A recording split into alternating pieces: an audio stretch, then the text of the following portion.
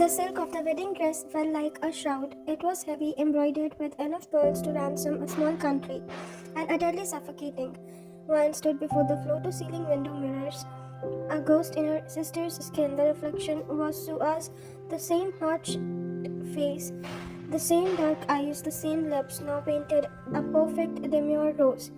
But the soul behind the eyes was a terrified impostor.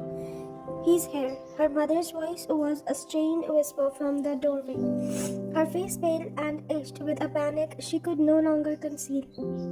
The cars just pulled up. Oh God, Ryan, what if he knows? Ryan didn't turn. She kept her gaze locked on her sister's reflection. Her reflection now. He can't know, she said, her voice surprisingly steady, a stark contrast to the earthquake happening inside her ribcage. No one can know. From Mom and Dad, for the company, for her, the note was burned into her memory, scrawled in Sua's frantic handwriting on the back of a room service menu. I can't do it. I'm sorry. He's not who you think he is. Tell no one I'm gone. S. That was 5 hours ago, 5 hours of frantic hushed chows.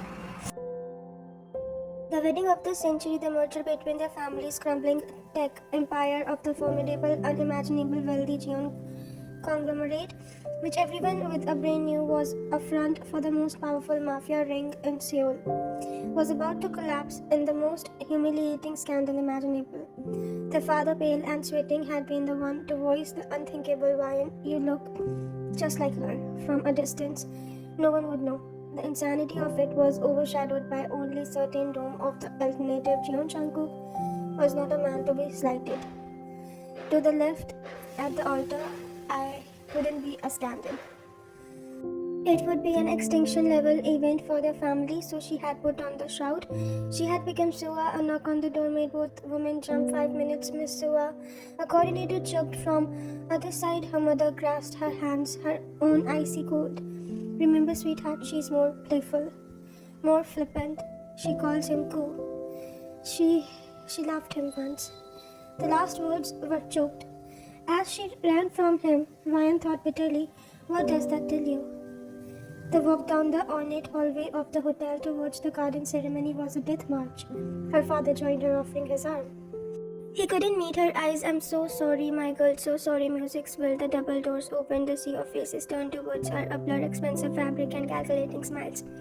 But Ryan's vision tunneled, focusing on one figure only, the man standing at the end of the petals, Jeon Jungkook. The photographs, the society pages, the stolen glimpses her sister had gushed about, they had not done him justice. They had captured the devastating beauty, the sharp jawline, the perfectly styled dark hair, the tall, powerful frame encased in a bespoke black tuxedo that cost more than her father's car, but they had failed to capture the aura. He was stillness, amidst motion, a predator holding its breath. Even from 50 feet away, his presence was a physical weight, pressing the air from her lungs. His posture was rammed straight, his hands collapsed loosely in front of him, and his eyes were fixed on her, dark, intense, and utterly unreadable. There was no warmth in them, no bridal joy, only a deep, chilling assessment. This was the man Sua had claimed was a passionate, misunderstood sweetheart. This was the man she had fled from. Every step forward was an act of sheer will. She kept the smile plastered on her face, Sua's bright, slightly teasing smile, but inside every instinct screamed at her to turn and run, to follow her twin into oblivion. She reached him. The officiant began to speak, words about love and commitment that felt like a grotesque parody. The scent of him hit her. Sandalwood, clean linen, and something darker, something metallic and wild, like a storm on the horizon. He took her hand. His grip was not gentle, it was firm, possessive, with fingers wrapping around her like manacles. His skin was warm, almost feverish, and the contrast sent a jolt of something terrifying and electric up her arm. He was looking down at her, and for a fleeting second she saw something flickering in those deep brown eyes, not warmth, not love, something sharper, more primal. Curiosity, contempt. She forced her voice to be light, airy, a perfect imitation of her sister's cadence. Heiku, the nickname felt foreign and dangerous on her tongue. A ghost of a smile touched his lips. It didn't reach his eyes. Sua, he murmured back, his voice a low, velvety baritone that vibrated through her very bones. It was a voice that promised things dark and sweet. You look perfect. The way he said it felt like a threat. The rings were exchanged. His was simple, heavy platinum band. He slid it in counterpart onto her finger, a massive diamond solitaire that caught the light and threw spears of rainbows across her vision. It felt like a brand. I now pronounce you husband and wife, the officiant declared. You may kiss the bride. The world held its breath. This was it, the moment of truth. Would he know? Would he feel her lips? The slightest difference in response gave her away. He turned to her fully, his hands coming up to cradle her face, his thumbs stroking her cheeks, a gesture that should have been tender but felt like prelude to violence. His gaze bored into hers, searching for something. Ryan's heart hammered against her ribs like a trapped bird. She tilted her face up, offering herself to the wolf. He leaned in slowly, deliberately, his eyes stayed open, watching her, then his lips were on hers. It wasn't a kiss of love or even passion, it was a kiss of possession, of claiming. It was firm, demanding, and over almost as soon as it began, but in that brief contact, a current of pure, undiluted something passed between them, a spark so intense and confusing that it felt her dizzy to reeling. He pulled back, his eyes now holding a new, sharper glint, a question. The crowd erupted in applause. He didn't smile, he simply took her hand again, his grip tighter than before, and turned to face the audience, presenting her to the sharks and vultures as his prize. The reception was a whirlwind of surreal horror. She was passed from one formidable smiling stranger to another. All associates of Jungkook's, they kissed her cheeks, called her Mrs. Jeon, and their eyes held a knowledge, a respect that laced with fear. That was meant for her husband, not for her. Through it all, Jungkook was a constant, oppressive presence at her side. His hand was always on her, the small of her back, her elbow, her hand, a constant reminder of his ownership. He played the part of flawlessly the doting, proud husband, but his touches were devoid of warmth. They were markers. Branding her, never called her Sua again, only wife. Are you enjoying yourself, wife? He asked as they sat on the head table, a lavish spread of food untouched before them. It's beautiful, she chirped, sipping champagne. She didn't want everything I ever dreamed of. The Thai tasted like ash. He hummed, his eyes scanning the room, constantly moving, constantly assessing. You're quieter than expected. Her blood ran cold, just taking it all in. She forced a giggle. It's not every day a girl gets married to the most handsome man in Korea. His eyes snapped back to her, and the intensity in them stole her breath. Is that what I am? He asked, his voice dropping so only she could hear. Just a handsome face. There was a challenge there, a trap. Of course not, she backtracked. Her Sua act slipped into genuine fear. You're everything. A slow, dangerous smile spread across his face. It was the most terrifying expression that she had ever seen yet. Good answer, he said softly before turning to acknowledge a well-wisher. The cake was cut, the first dance was performed, his body a hard, unyielding line against hers as they moved to a classical waltz. He held her too close, his breath coasting over her ear. You feel different, he murmured, almost to himself. She froze in his arm nerves. She whispered, her voice cracking. Just nervous? Cool. He didn't respond, only pulled her closer, his hands laying against his back, pressing her into him until she could feel the hard outline of the gun hostile beneath his jacket. The party was a masterpiece of opulence, but to Ryan it was a gilded cage, and when Jungkook finally leaned down, his lips brushing her ear as the clock struck midnight, she knew the door was about to slam shut. The car is here, wife, he said, his tone leaving no room for argument. It's time to go home. The finality in his voice was absolute. The party wasn't over, but her pride was. He didn't wait for her response. He simply took her hand and led her through the crowd, which parted for him like the Red Sea. No rice was thrown. No cheers were followed them. A silent, respectful, fearful exit. A sleek black armored maid-black awaited at the curb. A hulking bodyguard opened the door. Jungkook placed a hand on her head, guiding her into the plush interior with a practicality that felt demeaning. Before sliding in beside her, the door thudded shut with a sound like a world ceiling. Silence. The partition between them and the driver was up, encasing them in a soundproof fragment bubble. The city lights of Seoul streamed by the tinted windows, painting his profile in streaks of golden shadow. He didn't look at her. He stared straight ahead, his one hand resting on his knee, the other casually draped over the center console, his fingers tapping a slow rhythmless beat. Mine sat as far into her corner as she could, her hands clenched in a silk of her dress, the massive diamond ring digging into her fingers. After 10 agonizing minutes, he spoke, his voice flat and cold in the quiet car. The act was commendable, he said, still not looking at her. Ryan's heart stopped. He knows, oh God, he knows. She stayed silent and paralyzed too. Finally, he turned his head. The city lights gleamed in the dark eyes of his, making him look like polished obsidian. There was no warmth there, no humanity, only a cold, simmering fury. The blushing bride, the happy wife. You played, you part perfectly for them. He continued, his voice a low, venomous whisper. You can drop the performance now. He leaned in suddenly, crowding her space, his scent enveloping her, that mix of elegance and danger now overwhelming. His hand shot out, not to hit her but to grasp her chin, forcing her to look at him. His grip was unforgiving. The party is over, Sua, he said, his voice dropping to a glance and glacial calm. That was more terrifying than any shout. Now it's just you and me. His thumb stroked over her bottom lip, wiping away the rose-colored lipstick with a brutal, possessive swipe. The air in the Maybach grew thick enough to choke on. Jungkook's words hung between them, a death sentence wrapped in velvet. We have a great deal to discuss about the concept of loyalty. His thumb still pressed against her bare lip. Felt like a brand. Ryan's mind raced, a frantic animal scrambling for perches on a sheer cliff face. Did he know she ran an imposter? Or was this about whatever Sua had done? The cheating her sister's note had alluded to. She had to be careful. One wrong word, one slip in her impersonation, and it would be all over. She forced herself to meet his gaze, summoning every ounce of her sister's defiant spirit. Sua wouldn't cower. She'd fight back. I don't know what you're talking about, Jungkook, she said, her voice deliberately losing the air cool and gaining an edge. It was a risk, but a calculated one. A slow, terrifying smile spread across his face. It was a predator's smile, all sharp edges and promised violence. He released her chin, but the phantom pressure remained. Don't you? He mused, leaning back into his seat, his eyes never leaving hers. We'll see. He turned to look out the window, effectively dismissing her.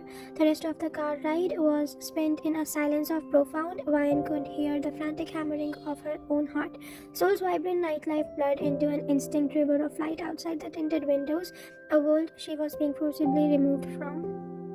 They didn't head to any of the luxurious hotels or known family estate. The car navigated into the most exclusive, silent district of the city, climbing a private guarded road until it stopped before a monolithic, ultra-modern structure that pierced the sky.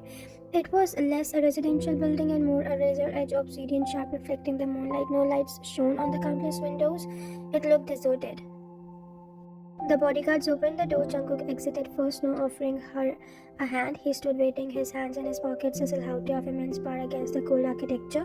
Ryan gathered the heavy skirt of her wedding dress and climbed out. The night air cooled on her feverish skin. The entrance was a massive slab of darkened steel. It opened silently as they approached, revealing a lobby that was a study in minimalism, austerity, polished black concrete floors, a single brutalist steel bench, and walls that soared into darkness. A single older man in impassively tailored suit stood awaiting his face an expressionless mark. Mr. Jeon, the man greeted with a slow and slight bow. His eye flickered to Ryan, devoid of curiosity. Madam. Kim, Jungkook acknowledged, his voice echoing in the vast space. The penthouse is secured. As you requested, sir. All protocols are in place. Protocols? Ryan's stomach twisted. Jungkook didn't wait for her. He strode towards the private elevator. Its door made for the same darkened steel he made for him and for his beloved. But now she was there. She had to hurry to keep up. The train of her dress whispering against the cold floor, the elevator doors closed behind him, and for a moment they were enclosed in a mirrored box.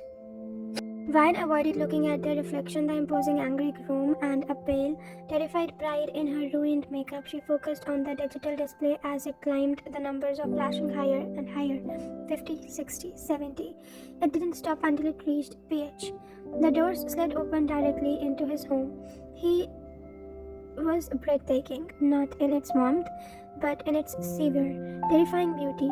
The entire far walls was floor-to-ceiling glass, offering panoramic, dazzling view of the soul, glittering below like a spelled jewel box.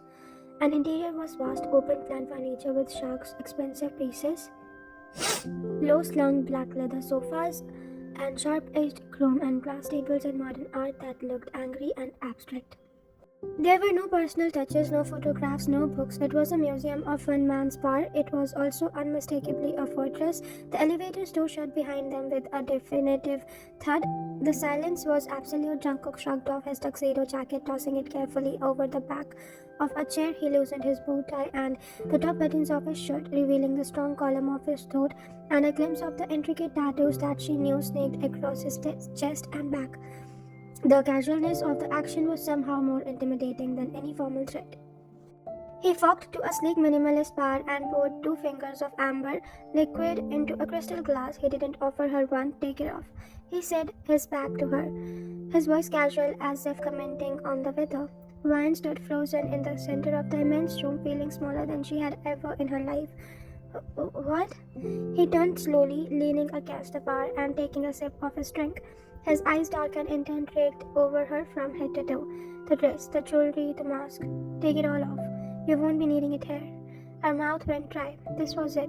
The moment the pretense of the public world fell away, revealing the brutal reality of a new life. She couldn't move. He pushed off from the bar and started walking towards her, each step measured and silent on the polished concrete. Let me be perfectly clear, wife, he said, his voice dropping to that low, deadly calm. Out there, you are Mrs. June. You will smile, you will look adoring, you will be the beautiful, obedient accessory on my arm. It is a role. You prove tonight you can play it. He stopped mere inches from her. She could feel the heat radiating from his body, smell of faint scent of his cologne, and the sharper tang of whiskey on his breath. But in her, he continued, his gaze burning into hers. There is no audience, no cameras, no one to perform for. In here, there is only truth. And the truth is that you are not my wife, you are my prisoner. The words landed like physical blows.